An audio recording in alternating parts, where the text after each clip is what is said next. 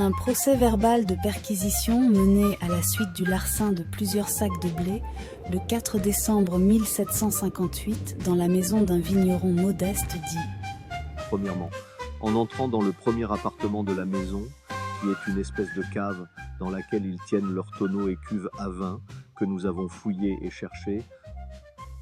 La maison du vigneron est donc contrainte dans son organisation comme celle du paysan. Elle nécessite un espace utile au rez-de-chaussée pour les tonneaux et une cuve, voire plusieurs cuves. Ainsi, le rez-de-chaussée que l'on nomme ici la boutique est dédié à la fabrication du vin. C'est là que les grappes de raisin sont apportées dans des comportes, des hottes ou d'autres récipients et ne doivent pas y rester trop longtemps afin d'éviter une fermentation aérobie pour privilégier la fermentation essentielle à la vinification qui, elle, est anaérobie. Si l'on veut produire un bon vin, et c'est bien cela que l'on fait à Roquemaure, on se dépêche donc de fouler les raisins. On le fait directement dans les tonneaux ou dans les cuves avant de récupérer le mou et d'aller le faire presser une ou plusieurs fois pour en tirer tous les jus possibles au risque d'un surcroît d'acidité qui a néanmoins l'avantage de stabiliser les vins. Ces divers jus sont rassemblés avec la mergoutte issue du premier foulage dans des tonneaux.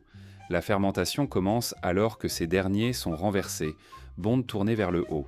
Une feuille de vigne les obture imparfaitement pour laisser sortir le gaz carbonique qui se dégage pendant la transformation chimique du vin.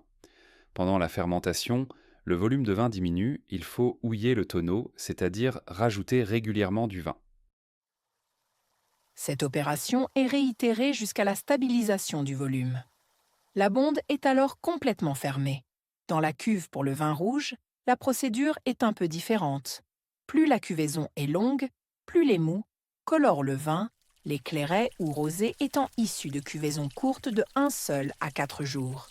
Une fois le vin achevé, il est soutiré pour remplir des tonneaux qui peuvent être vendus sur le port ou au détail dans la ville. À Roquemaure, c'est important.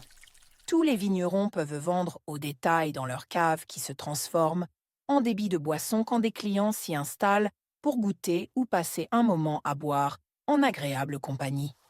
Il faut donc bien imaginer un dispositif permettant de servir les gobelets de vin dans un espace exigu où il n'y a pas de place pour accueillir des tables et des chaises, comme au cabaret. Le comptoir fait d'une planche posée sur 2 tonneaux apparaît.